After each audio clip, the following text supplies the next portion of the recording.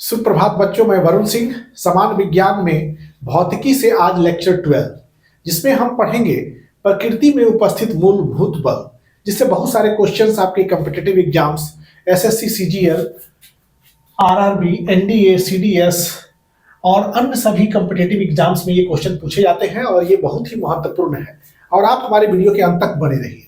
तो बच्चों, प्रकृति में उपस्थित मूलभूत बल, तो प्रकृति के जो मूलभूत बल होते हैं, प्रकृति के मूलभूत बल ये वस्तुतः 4 ही हैं। तो जैसे कि ऐसे तो आपको ने अपने दैनिक जीवन में बहुत सारे बल जैसे घर्षण बल, विद्युत चुंबकीय बल, उत्प्लावन बल, श्यान बल, कांटेक्ट फोर्स, पेशीय बल, इन सभी बलों का नाम सुने होंगे।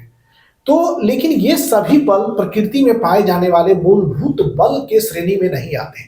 जो भी बल हैं, जैसे कि आपने देखा घर्षण बल, उत्प्लावन बल, श्यान बल, कांटेक्ट फोर्स, पेशीय बल, तो ये सब बल जो होते हैं वो मूलभूत बलों के श्रेणी में नहीं आते हैं। तो बलों की प्रकृति एवं बलों को उत्पन्न करने वाले कारक, मतलब बलों की प्रकृति, बलों की प्रकृति मीन्स बल का नेचर कैसा है, बलों की प्रकृति एवं बलों को उत्पन्न करने वाले कारकों एवं बलों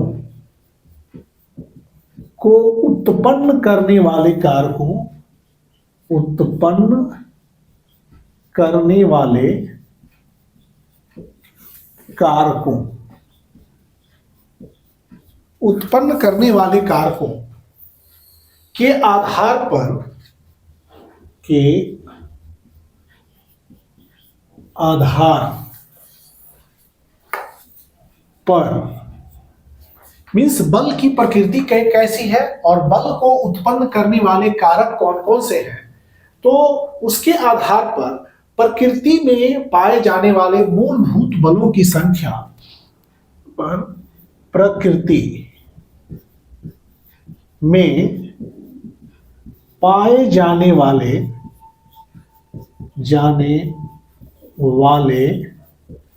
मूलभूत बलों की संख्या, मूलभूत बलों की संख्या, बलों की संख्या 4 है। मतलब मूलभूत बल जो है वो कितने संख्या में है, वो संख्या, इनकी संख्या 4 है। तो ये कौन कौन से हैं, तो प्रकृति में मूलभूत बल जो है उसमें पहला बल, दूसरा, तीसरा और ये आपका रहा चौथा। तो मूलभूत बल में पहला है गुरुत्वाकर्षण बल। फर्स्ट इज योर गुरुत्वाकर्षण, गुरुत्वाकर्षण बल। दूसरा हो गया आपका विद्युत चुंबकीय बल, विद्युत चुंबकीय बल। और तीसरा है प्रबल नाभिकीय बल, प्रबल नाभिकीय बल। और फोर्थ हो गया आपका दुर्बल नाभिकीय बल। फोर्थ है दुर्बल नाभिकीय बल, नाभिकीय बल। तो बच्चों, प्रकृति में पाए जाने वाले बल, हमने जिस क्लासिफिकेशन का चयन किया है, प्रकृति में उपस्थित मूलभूत बल, तो हमने बताया मूलभूत बल की संख्या कितनी होती है, 4। मूलभूत बल केवल 4 होंगे। इनके अलावा कोई भी बल आपको दिया रहेगा तो वो समझिए मूलभूत बल नहीं है। और एक बात और बच्चों, कि जितने भी मूलभूत बल हैं, चाहे कोई भी बल है, उसका एसआई मात्रक न्यूटन ही होगा। और एक और बात कि ये जितने भी बल हैं सारे के सारे सदिश राशि होंगे। बल की जो प्रकृति है वो सदिश राशि होती है और मात्रक उसका न्यूटन होगा। और जितने भी बल हैं उन सब की बीमीय सूत्र जो होगी वो होगी MLT-2। बीमीय सूत्र ये होगी, मात्रक हो जाएगा सभी बल का न्यूटन, सभी बल सदिश राशि होंगे, सभी बल सदिश राशि होंगे। बल लगा हुआ है तो मान लीजिए गुरुत्वाकर्षण बल का विमीय सूत्र यही होगा, चुंबकीय बल का विमीय सूत्र यही होगा, प्रबल नाभिकीय बल के लिए भी विमीय सूत्र, जैसे साफ साफ लिख दे, किसी भी प्रकार का बल है, अगर बल की बात की जाए तो सभी बल, मात्रक क्या हो जाएगा सभी बल का, कोई भी प्रकार का बल हो, मात्रक होगा न्यूटन और नेचर होगा ये सदिश राशि होंगे सारे के सारे, सदिश राशि, और फिर इनका विमीय सूत्र हो जाएगा mLT-2, ये विमीय सूत्र हो जाएगा। तो ध्यान रखिए, गुरुत्वाकर्षण बल का मात्रक न्यूटन, सदिश राशि होगा बल और विमा होगा mLT-2, चुंबकीय बल का मात्रक न्यूटन, राशि सदिश विमा mLT-2, प्रबल नाभिकीय बल का मात्रक न्यूटन, राशि सदिश mLT-2, दुर्बल नाभिकीय बल का मात्रक न्यूटन, राशि सदिश और विमा mLT-2।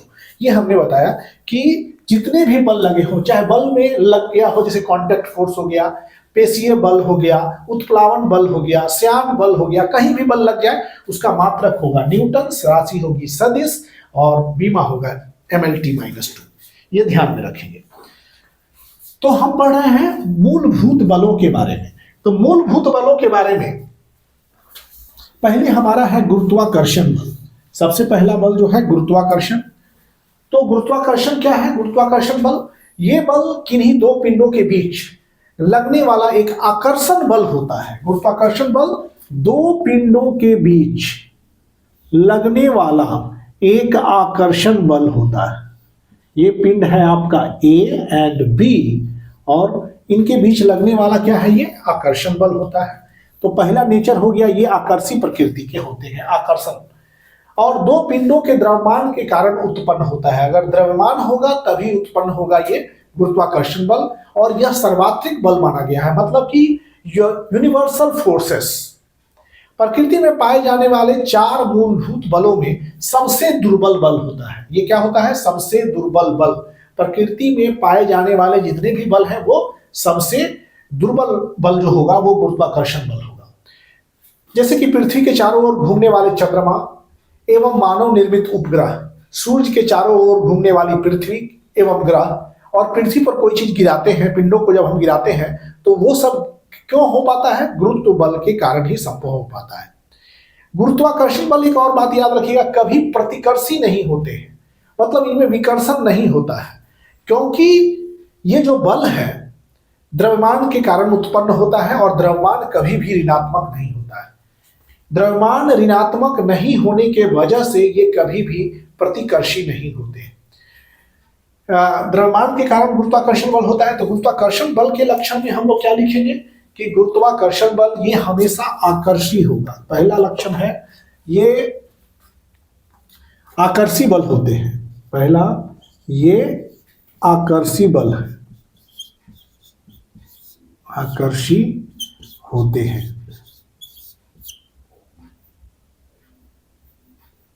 ये आकर्षी होते हैं।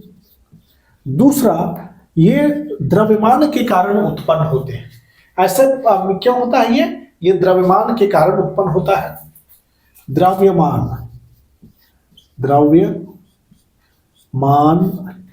के कारण उत्पन्न होते हैं, उत्पन्न होते हैं। तीसरा, ये कभी ऋणात्मक, मतलब ये प्रतिकर्षी नहीं होते, ये प्रतिकर्षी, इनमें रिपल्सन नहीं होता है। जैसे कि विद्युत बल में पढ़ेंगे हम लोग, प्रतिकर्षी नहीं होते हैं, नहीं होते हैं, ये प्रतिकर्षी नहीं होते, क्योंकि इनके द्रव्यमान कभी ऋणात्मक नहीं होते हैं। क्योंकि द्रव्यमान तो ऋणात्मक होता नहीं है, क्योंकि द्रव्यमान ऋणात्मक नहीं होते, ऋणात्मक नहीं होते। द्रव्यमान जो होता है वो कभी भी ऋणात्मक नहीं होता है। तो गुरुत्वाकर्षण बल का नेचर क्या है? ये आकर्षी बल होते हैं, ये द्रव्यमान के कारण उत्पन्न होते हैं, और गुरुत्वाकर्षण बल एक केंद्रीय बल है, मतलब ये भी याद रखिएगा किसके केंद्र से मिलाने। ये देखिए केंद्र से एक सीधी रेखा एक दूसरे को जोड़ दी, ये केंद्रीय बल होता है।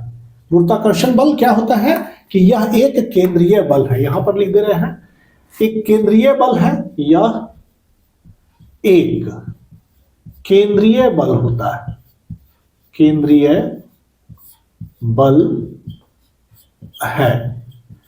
अर्थात मतलब दो पिंडों को मिलाने वाली रेखा के अनुदिश, दो पिंड ए और बी दोनों का द्रव्यमान मान लीजिए कि m2 है, ये m1 है। तो ये क्या होता है कि दो पिंडों को मिलाने वाली रेखा के अनुदिश होता है, इसलिए इसको मिलाने वाली रेखा को के अनुदिश होता है, मतलब केंद्र से मिलाने वाली रेखा जो होता है उसके अनुदिश लगता है, इसलिए इसको कहा गया है केंद्रीय बल। दो पिंडों के गुरुत्वाकर्षण बल का मान उनके बीच माध्यम पर निर्भर नहीं करता है। यहाँ हवा की जगह पानी भी आ जाएगा इनके बीच, तो गुरुत्वाकर्षण बल इन बातों पर निर्भर नहीं करेगा। हवा की जगह शीशा का एक प्लेट खड़ा कर दीजिए, उस पर भी निर्भर नहीं करेगा, मतलब इनके द्रव्यमान के गुणनफल पर यह निर्भर करता है। यह बल हल्के पिंड पर बहुत ज्यादा इलेक्ट्रॉन प्रोटॉन्स की बात की जाए तो उनके बीच लगने वाला गुरुत्वाकर्षण बल काफी छोटा होगा, क्योंकि इनके द्रव्यमान बहुत छोटे होते हैं। तो छोटे छोटे पिंडों के लिए इस बल को नगण्य मान लिया जाता है, इनके बीच गुरुत्वाकर्षण बल नगण्य के बराबर होता है। और गुरुत्वाकर्षण बल एक दीर्घ पारास बल है, मतलब लंबी दूरी, जैसे सूर्य से दूसरे तारा, पृथ्वी से सूर्य, मतलब लंबी दूरी पर यह कार्य करता है, इसलिए एक कैसा बल हो गया ये एक दीर्घ पारास बल है। यह एक दीर्घ पारास मतलब लंबी दूरी तक दीर्घ पारास बल है, पारास बल है। ओके, दीर्घ पारास बल है, अर्थात यह बल उस स्थिति में भी प्रभावी होता होगा अगर उनके दो पिंडों के बीच के मध्य की दूरी काफी अधिक हो। जैसे सूर्य पृथ्वी के मध्य गुरुत्वाकर्षण बल की बात करें, अगर ये सन है, ये अर्थ है, इसके गुरुत्वाकर्षण बल की कोटि का मान करेंगे तो 10 के पावर 27 न्यूटन के रेंज में लगभग आता है। तो वस्तु क्या गुरुत्वाकर्षण बल मीन्स बिना किसी संपर्क के, मान लीजिए ये पेन है, इस पर कोई संपर्क नहीं है, मतलब पृथ्वी के सतह पर नहीं है, मतलब इनका कांटेक्ट हटा हुआ है, तो भी गुरुत्वाकर्षण बल कार्यरत रहता है, मतलब बिना संपर्क, मतलब कि ये नॉन कांटेक्ट फोर्स है। मतलब वस्तु के मध्य गुरुत्वाकर्षण बल किसी भौतिक संपर्क के बिना लगता है, मतलब इन दोनों में संपर्क नहीं हो तो भी ये गुरुत्वाकर्षण बल कार्य करता रहता है। मतलब गुरुत्वाकर्षण बल को एक दूरी पर क्रिया बल के रूप में माना जाता है, मतलब means action at A distance force, एक दूरी पर क्रिया बल, मतलब दूर पर भी रहेगा तो ये बल लगेगा। और गुरुत्वाकर्षण बल एक संरक्षित बल होता है, इसको संरक्षित बल, यह एक संरक्षित बल है, यह एक संरक्षित बल है। संरक्षित बल का अर्थ हो गया कंजर्वेटिव फोर्स। ओके बच्चों, तो देखिए गुरुत्वाकर्षण बल का नेचर, पहला तो ये आकर्षी होता है, द्रव्यमान के कारण उत्पन्न होता है, प्रतिकर्षी नहीं होता क्योंकि इनके द्रव्यमान ऋणात्मक नहीं होते। गुरुत्वाकर्षण बल एक केंद्रीय बल है, यह एक दीर्घ पारास बल है, यह एक संरक्षित बल है। तो ये गुरुत्वाकर्षण बल की पॉइंट्स को हमने लिखा है। और गुरुत्वाकर्षण बल जैसे कि अभी देखेंगे कि हमने बताया कि ये एक दीर्घ पाराश बल है, मतलब कि सूर्य से चंद्रमा, चंद्रमा से पृथ्वी, मतलब कि लंबी लंबी दूरी पर ये बल काम करते हैं। और नगण्य द्रव्यमान वाले पिंडों पर इनका बल जो होता है काफी कम होता है, जिसको कि नगण्य मान लिया जाता है। जैसे प्रोटॉन इलेक्ट्रॉन के बीच ये नगण्य होगा, बड़े बड़े पिंडों के बीच जो है, बड़ी दूरियों पर स्थित पिंडों के बीच इसका प्रभाव ज्यादा देखने के लिए मिलता है गुरुत्वाकर्षण बल का, बड़े बड़े पिंडों पर। तो बच्चों गुरुत्वाकर्षण बल है, ये गुरुत्वाकर्षण बल आपका एक संरक्षी बल है। यहां देखिए ये एक केंद्रीय बल है, ये दीर्घ पाराश बल है, इसको हमने समझाया। ये बहुत तरह आपके कॉम्पिटिटिव एग्जाम्स में बहुत आपको मदद करेंगे। इस तरह के नेचर से आप पढ़ेंगे कि गुरुत्वाकर्षण बल क्या हो गया, केंद्रीय बल है। ये कैसा बल होता है, आकर्षी बल होता है। तो हम पढ़ रहे हैं अभी गुरुत्वाकर्षण के बल के बारे में। चाहेंगे कि आपको इतनी टॉपिक्स क्लियर करा दें जो कि आपके विविध एग्जाम, चाहे एग्जाम की कोटि कोई भी क्यों ना हो, फिर भी आपको उसमें हेल्प मिल जाए। तो अभी तक जो हमने बताया उसमें मेन पॉइंट है, गुरुत्वाकर्षण बल एक आकर्षी बल होता है, यह एक संरक्षी बल है, यह दीर्घ पाराशी बल है, यह केंद्रीय बल है, और सभी बलों में मतलब कि जितने भी पिंड हैं इसको सर्वात्रिक बल माना जाता है। यह एक सर्वात्रिक बल माना गया है। यह एक सर्वात्रिक बल है, मतलब यूनिवर्सल फोर्स है, एक सर्वात्रिक, ब्रह्मांड के हर कोने में पाया जाता है, सर्वात्रिक बल है, मतलब ये यूनिवर्सल फोर्स है। प्रकृति में पाए जाने वाले मूलभूत बल देखिए, एक गुरुत्वाकर्षण, दूसरा विद्युत चुंबकीय, तीसरा प्रबल नाभिकीय, दुर्बल नाभिकीय।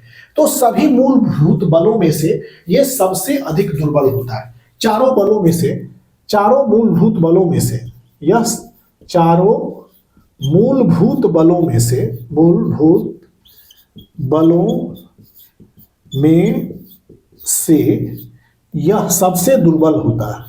यह सबसे क्या होता है? सबसे दुर्बल होता है, दुर्बल होता है। यह एक सर्वात्रिक बल है और चारों मूलभूत बलों में सबसे दुर्बल होता है। अब यहां पर देखिए बच्चों, यूनिवर्सल फोर्स इसको कहते हैं, मतलब किसी भी पिंड पर यह कार्य करेगा, चाहे इलेक्ट्रॉन प्रोटॉन क्यों ना हो, उनके बीच भी लगेगा, लेकिन इनका वैल्यूज बहुत कम होंगे, इनके जो मान होंगे वो काफी कम होंगे। तो इसलिए ये action at A distance force भी कहे जाते हैं, लंबी दूरी तक ये कार्यरत रहते हैं। तो अब हम लोग पढ़ते हैं गुरुत्वाकर्षण बल इस द्रव्यमान के कारण होता है। देखिए, बल एक सदिश राशि होता है, और दूसरा चीज कि यहां पर दो पिंडों के बीच लगने वाले बल, मान लीजिए ये पिंड आपका ए, दूसरा पिंड आपका बी है, दोनों को केंद्र से मिलाने वाली रेखा आर, मतलब उन दोनों के बीच की दूरी आर है। लेट अस कंसीडर, इसका मास m1 है और इसका मास m2 है। तो गुरुत्वाकर्षण बल का जो मान होगा F बराबर, F मतलब बल क्या होगा? सीधे समानुपाती होगा इन दोनों के मास के गुणनफल के, मतलब product of masses between A and B. A और बी के द्रव्यमान के गुणनफल के समानुपाती होता है। अगर दोनों में से कोई एक द्रव्यमान बढ़ेगा तो बल भी बढ़ेगा, गुरुत्वाकर्षण बल भी बढ़ेगा, मतलब द्रव्यमान बढ़ेंगे तो बल भी बढ़ेंगे। दूसरा है आपका कि बल जो होगा वो व्युत्क्रमानुपाती होगा उनके बीच के दूरी के स्क्वायर के, मतलब दूरी अगर बढ़ेगा तो गुरुत्वाकर्षण बल आपका घटेगा, दूरी बढ़ने से गुरुत्वाकर्षण बल का मान कम होता जाता है और दूरी घटने से उसका मान बढ़ता चला जाएगा। तो दोनों को मिलाने से हम एक नए समीकरण पर आते हैं, वो समीकरण होता है समानुपाती m1 m2 by are square. अब यहाँ पर f, ये समानुपाती जब हटाएंगे तो एक नया नियतांक मिलेगा g m1 m2 upon are square. तो बच्चों ये g जो है सार्वभौम गुरुत्वाकर्षण स्थिरांक कहते हैं, जिसको हेनरी कैवेंडिश ने इसका मान निकाला था। तो बच्चों g जो हो गया वो आपका सार्वभौम गुरुत्वाकर्षण स्थिरांक हो गया। तो g का कुछ अपना वैल्यूज है और g का वैल्यू होता है 6.67 10⁻⁻11 न्यूटन मीटर स्क्वायर प्रति कूलम स्क्वायर। जी का वैल्यूज 6.67, इतना कम है जी का वैल्यू। सोचिए बल जो है इस कारण, इस वजह से भी कम हो जाता है। और जी यूनिवर्सल गुरुत्वाकर्षण नियतांक है। जी क्या हो गया? जी एक सार्वभौम गुरुत्वाकर्षण, जी इज इक्वल टू सार्वभौम गुरुत्वाकर्षण नियतांक है, गुरुत्वाकर्षण नियतांक है। और जी आपका जो होता है यह एक अदिश राशि है, यह अदिश राशि होता है। तो इसका यूनिट मात्रक क्या हो गया? मात्रक अभी हमने लिखा है, मात्रक है इसका न्यूटन मीटर स्क्वायर प्रति केजी स्क्वायर। सॉरी, हमने कूलम लिख दिया, कूलम का नियम याद आ गया। न्यूटन मीटर स्क्वायर पर केजी स्क्वायर, ये हो गया न्यूटन मीटर स्क्वायर पर केजी स्क्वायर, ये हो गया आपका इसका मात्रक। तो और अब यहां बीमीय सूत्र की बात करेंगे कि जी जो है सार्वभौम गुरुत्वाकर्षण स्थिरांक का बीमीय सूत्र क्या होगा। तो आपको बल की बीमा याद रखनी पड़ेगी। तो यहां पर हम इसके बीमीय सूत्र को निकाल रहे हैं कि जी का बीमा क्या होगा। बल के बीमा तो सबको जानते हैं, mLT-2। अब जी का बीमीय सूत्र, कैपिटल जी का विमीय सूत्र मतलब कि F equal to ji m1 m2। यहां पर m1 m2 है, जो लिया है वही यहां पर रखेंगे आप, चाहे छोटा m रखें बड़ा, जो यहां पर रखेंगे उसी को यहां पर यूज करना है। m1 m2 by are square. अब बच्चों हमें निकालना है इसका विमीय सूत्र। तो विमीय सूत्र के लिए इसको इसमें मल्टीप्लाई कीजिए, तो g का विमीय सूत्र निकालने के लिए बल गुना दूरी स्क्वायर। इसी तरह से आप मात्रक भी इसका निकाल सकते हैं। और द्रव्यमान दो ठो है m m, द्रव्यमान दो, यहाँ पर m1 m2 इसलिए नहीं रखेंगे, दोनों का जो मूल मात्रक होगा m m ही होगा। तो बल की विमा आप जानते हैं कितना होता है, ml2t माइनस mlt-2। ml2 लगने का अर्थ है कार्य का विमा होता है, mlt-2 r का स्क्वायर मतलब l का स्क्वायर, रेडियस मतलब लंबाई, और m मतलब ये m करने से 2m हो गया। तो ये क्या हो जाएगा, m यहाँ पर ऊपर एक है, देखिए एक है, -2 हो गया, फिर देखिए l और यहाँ पर कितना हो गया t-2 यहाँ पर, और ये हो गया आपका L2। तो L2 और ये एक L3 यहाँ हो जाएगा। देखिए L2 और एक यहाँ पर L3 हो गया। तो आपका विमा सूत्र क्या बन गया, m-1 L3t-2। ये हो गया सार्वभौम गुरुत्वाकर्षण स्थिरांक का आपका विमीय सूत्र। तो ध्यान से देखेंगे, mlt-2 बल का विमा, दूरी का विमा L2 और द्रव्यमान mm। तो इसका विमा सूत्र हो गया। और इससे आप मात्रक क्या निकालेंगे, मात्रक देखिए, जैसे कि मान लीजिए कि केजी मीटर, जैसे कि न्यूटन मीटर पर केजी स्क्वायर, इसका जो मात्रक होगा इसी से निकाले, न्यूटन, एफ का न्यूटन हो गया, आर का मीटर स्क्वायर हो गया, और केजी गुना केजी पर केजी स्क्वायर हो गया। तो इसका मात्रक भी इससे निकल जाएगा। तो ये हमने बताया गुरुत्वाकर्षण बल के बारे में। और गुरुत्वाकर्षण बल एक दृढ़ पारस्य तक काम करने वाला बल होता है। अब दूसरी तरफ चलेंगे हम विद्युत चुंबकीय बल के बारे में। तो आज चलते हैं विद्युत चुंबकीय बल। गुरुत्वाकर्षण बल एक संरक्षी बल है, इट इज कंजर्वेटिव फोर्स, मतलब बल में गुरुत्वाकर्षण बल जो होता है वो सबसे कमजोर बल माना गया है, बहुत कमजोर बल होता है। अब दूसरा बल जो है आपको जो पढ़ना है वो है विद्युत चुंबकीय बल, मतलब इसको बोलते हैं इलेक्ट्रोमैग्नेटिक फोर्स, इंग्लिश में बोलेंगे इसको इलेक्ट्रोमैग्नेटिक फोर्स। और आप हमारे वीडियो के अंत तक बने रहिए। तो चलिए विद्युत चुंबकीय बल, विद्युत चुंबकीय बल के गुणों के बारे में जानेंगे क्या है। तो विद्युत चुंबकीय बल, तो बच्चों विद्युत चुंबकीय बल एक ऐसा बल होता है जो आवेशित कणों के बीच लगता है। ये जब कणों में आवेश होता है तो उनके बीच लगता है। जब आवेशित कण विराम अवस्था में होते हैं तब लगता है ये, और इनके बीच लगने वाला बल कूलम के नियम द्वारा व्यक्त किया जाता है। ऐसे बल को विद्युतीय बल कहते हैं। और ये विद्युतीय बल जो होते हैं दो प्रकार के होते हैं। तो विद्युत चुंबकीय बल की प्रॉपर्टीज हम लिख देते हैं। यह आकर्षण एवं प्रतिकर्षण दोनों प्रकार का होता है। ये क्या होता है, पहला यह आकर्षण एवं प्रतिकर्षण दोनों प्रकार का होता है, दोनों प्रकार का होता है।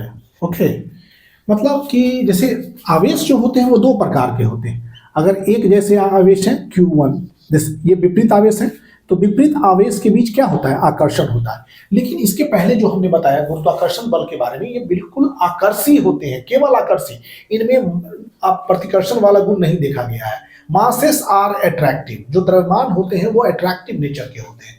लेकिन विद्युत चुंबकीय बल में ये दो प्रकार का होता है आवेश, चूंकि द्रव्यमान को जो बनता है तो वो दो तरह के आवेश से बनते हैं।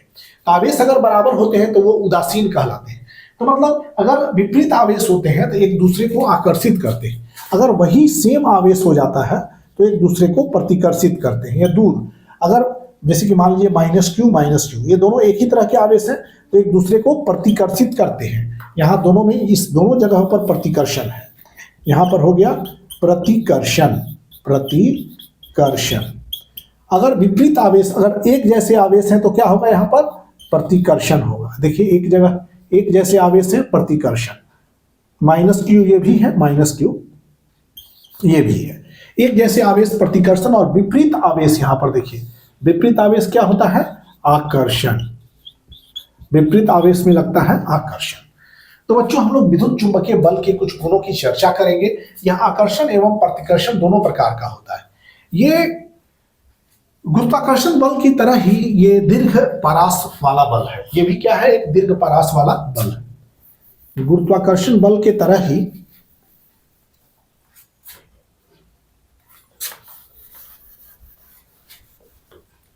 गुरुत्वाकर्षण बल, दूसरा जो है यह गुरुत्वाकर्षण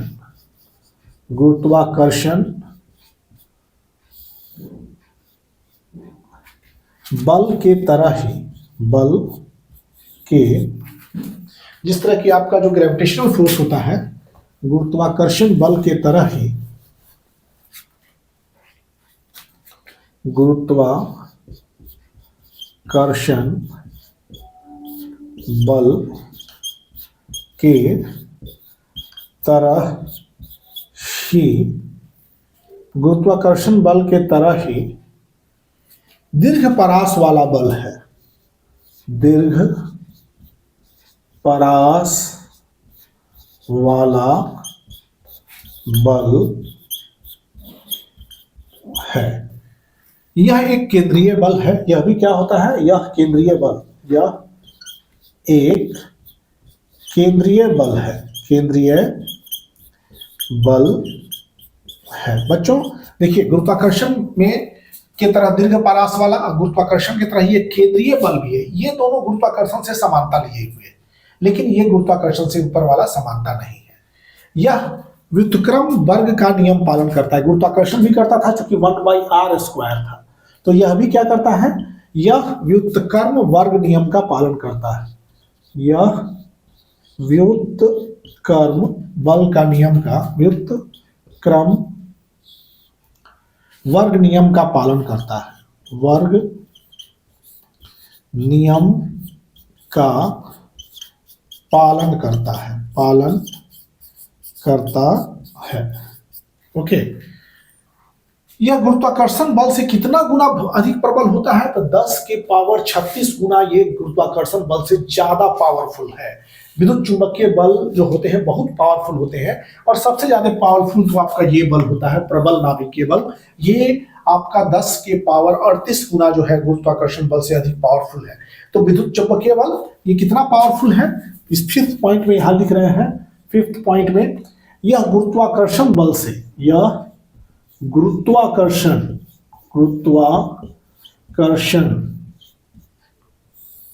बल से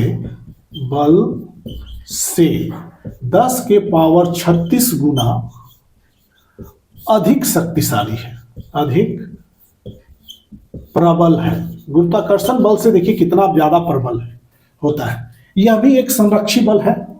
6, यह एक संरक्षी बल है।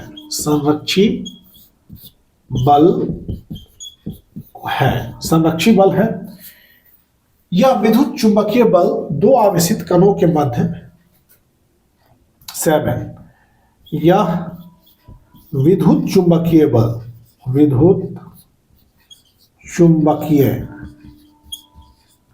बल क्या होता है? दो आवेशित कणों के मध्य, दो आवेशित कणों के मध्य फोटोनों के आदान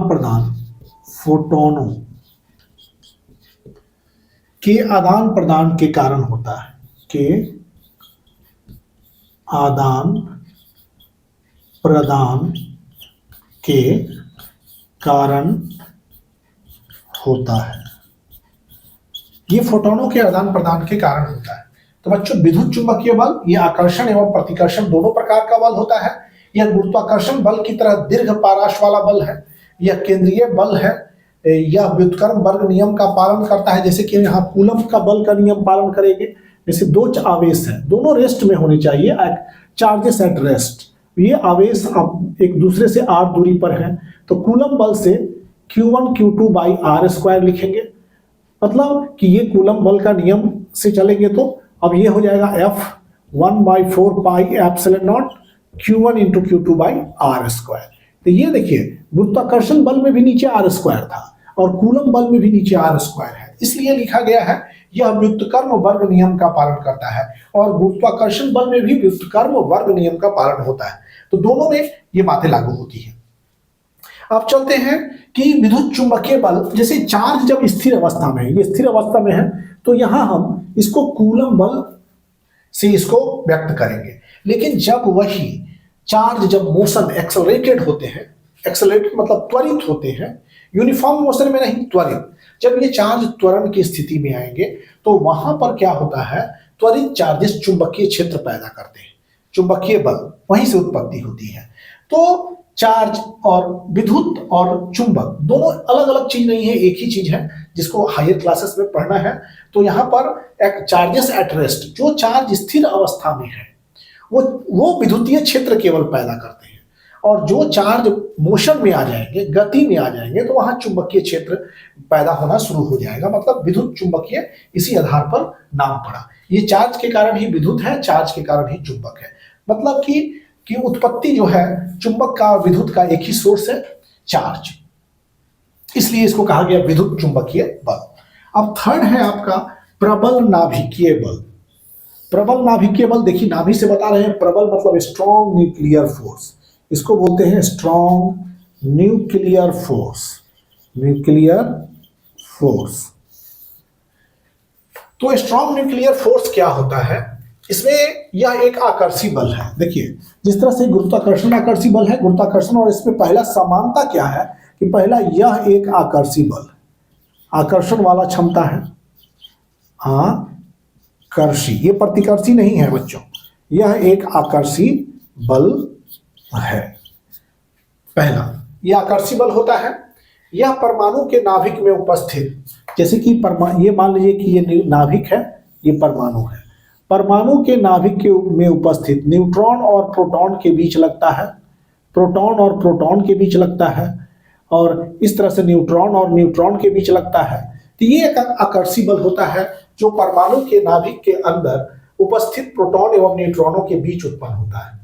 परमाणु के नाभिक में उपस्थित प्रोटॉन एवं न्यूट्रॉन, परमाणु के नाभिक में जो न्यूट्रॉन और प्रोटॉन है, ये इसी प्रबल नाभिकीय बल से आपस में बंधे रहते हैं। नाभिक के अंदर प्रबल नाभिकीय बल के कारण ही neutron proton, proton proton, neutron neutron आपस में बंधे रहते हैं। नहीं तो समझ जाइए कि प्रोटॉन धन आवेशित है, ये भी प्रोटॉन धन आवेशित है, तो धन आवेश के बीच विकर्षण होगा, तो ये तो बंधना असंभव हो जाएगा। लेकिन कुछ खास वजहों से प्रोटॉन प्रोटॉन यहाँ पर आकर्षी है, न्यूट्रॉन प्रोटॉन यहाँ पर आकर्षी है, इस तरह से ये आकर्षी है।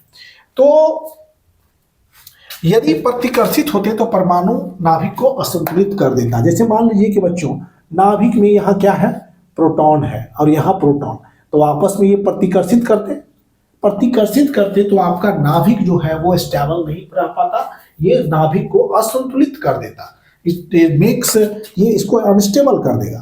तो नाभिक के अंदर एक जैसे आवेश होते हुए भी प्रोटॉन आपस में क्या है, यहाँ पर आकर्षी बल है, न्यूट्रॉन न्यूट्रॉन के बीच क्या है, आकर्षी बल है, और प्रोटॉन न्यूट्रॉन के बीच क्या है, आकर्षी बल है। नाभिक के अंदर ये आकर्षी बल काम होते हैं। और यह बल का खोज सबसे पहले युकावा ने, खोज किसने किया, युकावा, खोज किया युकावा,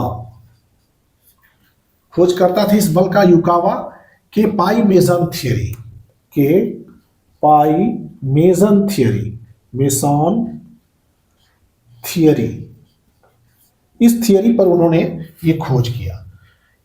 पाई मेसन थियरी द्वारा परमाणु के नाभिक में उपस्थित प्रोटॉन और न्यूट्रॉन के बीच जो है इस तरह से एक्सचेंज थियरी से उन्होंने ये बात बताया। प्रकृति में पाए जाने वाले सभी मूलभूत बलों में, जो प्रकृति में पाए जाने वाले जितने भी बल अब यहाँ दिखाए गए हैं, उन सभी बलों में सबसे प्रबल बल होता है, सबसे मजबूत बल। यह प्रकृति में पाए जाने वाले सभी मूलभूत बलों से, सभी मूलभूत बलों से,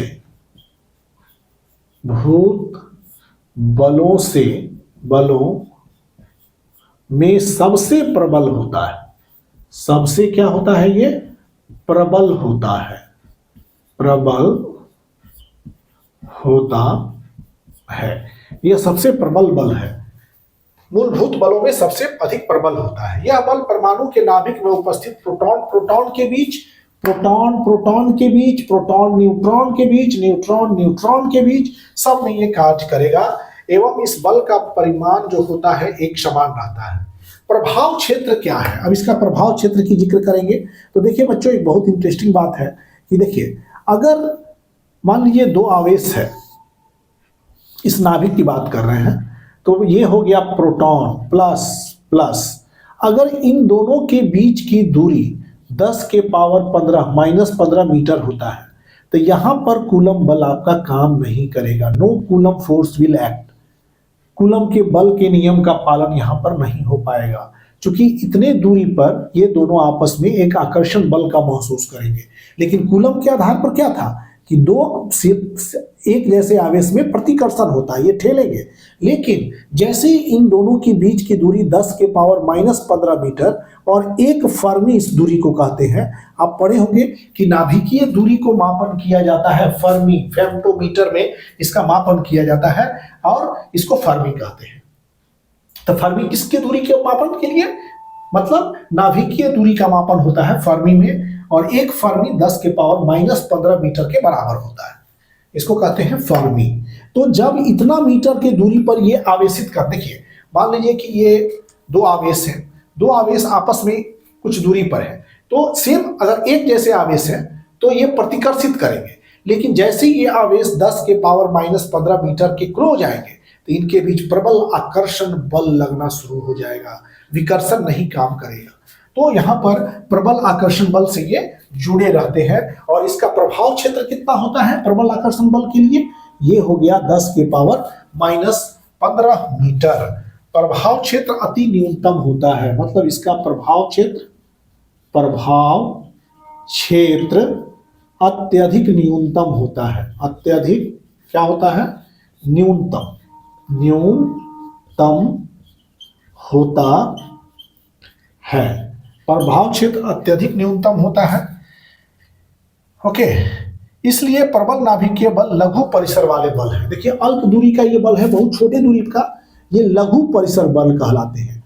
ये प्रबल नाभिकीय बल एक लघु परिसर बल है। ये लघु परिसर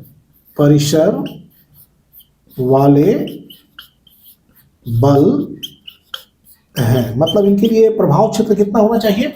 10 के पावर माइनस 15 मीटर। ऐसे बल किसी उदासीन परमाणु के नाभिक के अस्थायित्व के लिए उत्तरदायी हैं। परमाणु का नाभिक क्यों अस्थायी हो जाता है? इसी प्रबल नाभिकीय बल के कारण ही अस्थायी बना रहता है।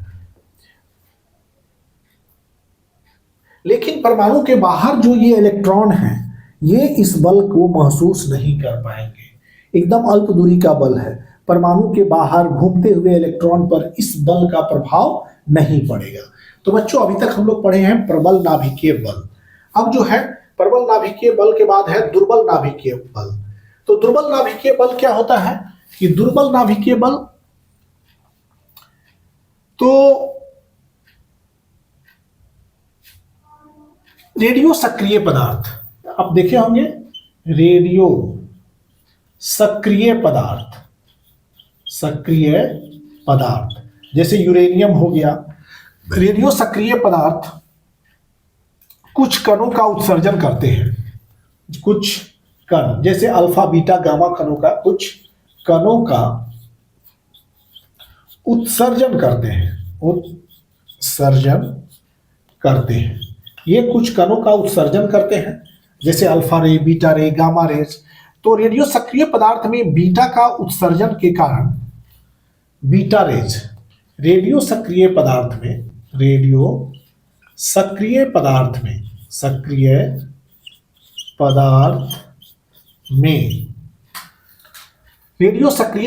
में बीटा कण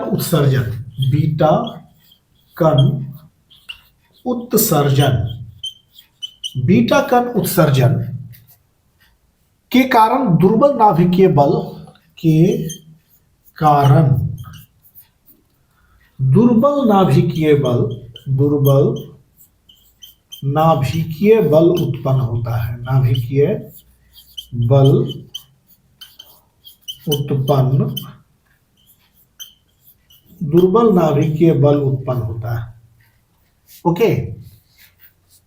एवं उत्सर्जन में इलेक्ट्रॉन अनावेशित कण, जैसे बीटा कण निकलेगा, जैसे मान लीजिए कि इस यूरेनियम के नाभिक से जैसे बीटा रेडिएशन निकला, तो क्या होता है, इलेक्ट्रॉन एवं अनावेशित न्यूट्रॉन भी निकलते हैं। उत्सर्जन में क्या होता है कि इलेक्ट्रॉन भी निकलेगा, एक अनावेशित कण जिसको न्यूट्रिनो बोलते हैं वो निकलता है, जिसका पर न्यूट्रिनो पर बच्चों होता क्या है, इस पर ना कोई आवेश होता है, ना ही इसका कोई द्रव्यमान होता है। बीटा कण उत्सर्जन में इलेक्ट्रॉन एवं अनावेशित कण, ये इलेक्ट्रॉन तथा बीटा कण उत्सर्जन के दौरान क्या होता है, इलेक्ट्रॉन तथा अनावेशित कण न्यूट्रिनो का उत्सर्जन होता है। न्यूट्रॉनों का द्रव्यमान और आवेश शून्य होता है, न्यूट्रिनो का आवेश और द्रव्यमान दोनों शून्य होता है। दुर्बल नाभिकीय बल गुरुत्वाकर्षण बल से प्रबल होता है। यह बल जो होगा आपका दुर्बल नाभिकीय बल, ये गुरुत्वाकर्षण बल से अधिक होगा। सब में कमजोर गुरुत्वाकर्षण बल है, सबसे कमजोर बल। तो दुर्बल नाभिकीय बल क्या होता है, गुरुत्वाकर्षण बल से अधिक मजबूत, प्रबल होता है। एक चीज नोटिस करेंगे कि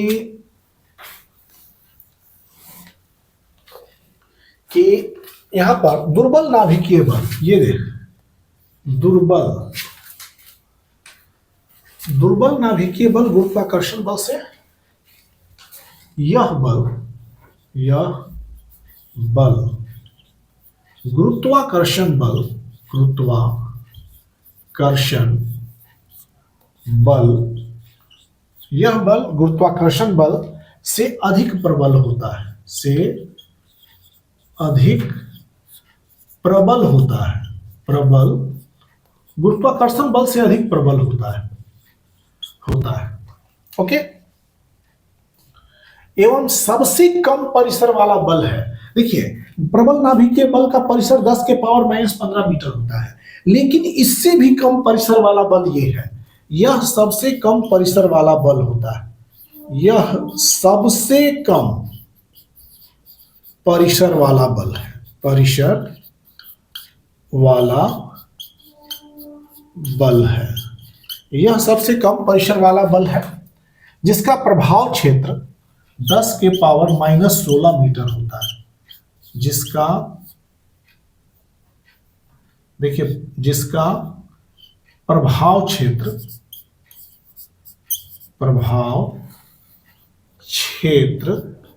10 के पावर -16 मीटर होता है, जिसका प्रभाव क्षेत्र कितना होता है, 10 के पावर -16, मतलब ये प्रबल नाभिकीय बल से भी कम परिसर वाला बल है। तो सबसे कमजोर बल क्या था, गुरुत्वाकर्षण बल था। और दूसरा जो है गुरुत्वाकर्षण बल से दूसरे नंबर पर आता है दुर्बल नाभिकीय बल, तीसरे नंबर पर आता है विद्युत चुंबकीय बल, और सबसे प्रबल बल होता है प्रबल नाभिकीय। सबसे पहले सबसे कमजोर बल क्या हुआ, गुरुत्वाकर्षण बल, दूसरे नंबर पर दुर्बल नाभिकीय बल, तीसरे नंबर पर मजबूती के आधार पर विद्युत चुंबकीय बल, और सबसे प्रबल होता है प्रबल नाभिकीय बल। तो बच्चों, ये जो हमारे समान विज्ञान के क्लास थे, जिसमें हमने कुछ प्रकृति के मूलभूत बल के बारे में बताया, और मूलभूत बल में 4 बल थे, गुरुत्वाकर्षण बल, विद्युत चुंबकीय बल, प्रबल नाभिकीय बल, दुर्बल नाभिकीय बल। इसके अलावा कोई भी बल बोले ना, मस्कुलर फोर्स, घर्षण बल, कोई अन्य बल जो है मूलभूत बल नहीं होते हैं। मूलभूत बल यही 4 आपके हैं। और इसी मूलभूत बलों के साथ जो है आज के सामान्य विज्ञान क्लास, जो कि आपके बेहद सभी कॉम्पिटिटिव एग्जाम्स जैसे RRB, NDA, SSC, CGL, CHSL, CPU, steno, MTS, GD, NDA, CDS, RRB, NTPC and all other competitive exams के लिए बेहद ही महत्वपूर्ण है। इनसे लाजवाब क्वेश्चन आपके एग्जाम्स में उठ सकते हैं। अगर इनकी बढ़िया से पढ़ाई कर लेते हैं तो हो सकता है कि आने वाले साल में इनसे क्वेश्चन जो है बहुत ज्यादा मात्रा में आपके लिए प्रस्तुत किए जाएं। और बच्चों, इसी कथन के साथ हम ये कहेंगे कि आप सबको हमारे इस वीडियो को देखने के लिए बहुत बहुत धन्यवाद, और आप सबको थैंक यू। और हमारे चैनल को आप लाइक कीजिए, शेयर कीजिए और सब्सक्राइब कीजिए।